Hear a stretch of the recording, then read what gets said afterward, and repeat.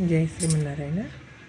మా వ్యూయర్స్ అందరికీ భూవరాహస్వామి జయంతి శుభాకాంక్షలు. ఈరోజు భూవరాహస్వామి పుట్టినరోజు అన్నమాట. ఈమె లక్ష్మీదేవి, భూవరాహస్వామి భూదేవి లక్ష్మీదేవి ఎవరైనా ఒకటే కదా. భూదేవి వరాహస్వామి. భూదేవి అన్న మన సంప్రదాయంలో భూదేవి, లక్ష్మీదేవి, నీలాదేవి అందరూ కూడా అమ్మవారి అంశే. ఈ భూవరాహస్వామి జయంతి సందర్భంగా మా పెరుమాళ్ళకి పాలతో తిరుమంజనం చేస్తున్నాము.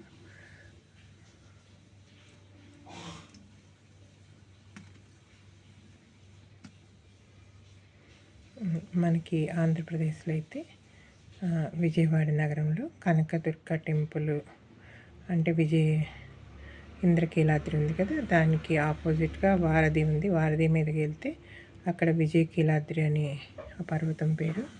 అక్కడ కీలాద్రి మీద శ్రీ భూవరాహస్వామి కొలువై ఉన్నారు. ఆ స్వామి భూవరాహస్వామి అక్కడ దర్శనం చేసుకుని చాలామంది చెప్తున్నది ఏంటంటే ఆ భూవరాహస్వామి చాలా మహిమలు చూపిస్తున్నారని.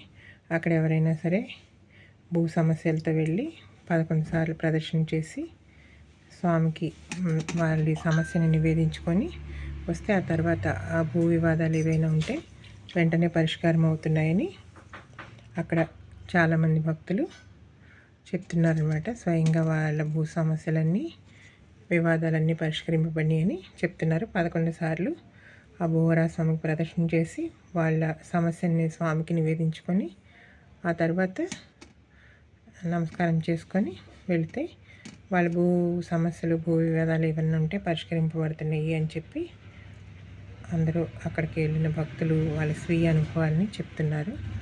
అక్కడ విజయకైలాద్రి పర్వతం మీద భూవరాహస్వామి క్షేత్రం ఉంది ఆంధ్రప్రదేశ్లో, విజయవాడలో.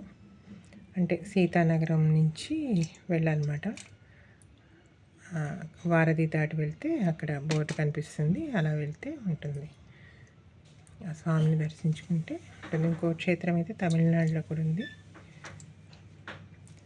లక్ష్మీం క్షీరసముద్రరాజతనయాం శ్రీరంగధామేశ్వరీం దాసీభూత సమస్తదేవ వనితాం లోకైకదీపాంకురాం శ్రీమన్మందకటాక్ష లబ్ధవిభవ బ్రహ్మేంద్ర గంగాధరాం త్వాం త్రైలోక్యకుటుంబినీం సరసిజాం వందే ముకుందప్రియాం మాతర్నమామి కమలే కమలాయతాక్షి శ్రీవిష్ణురుత్కమలవాసిని విశ్వమాతః క్షీరోదజే కమలకోమల గర్భగౌరీ లక్ష్మీప్రసీద సతతం నమతాం శరణ్యే.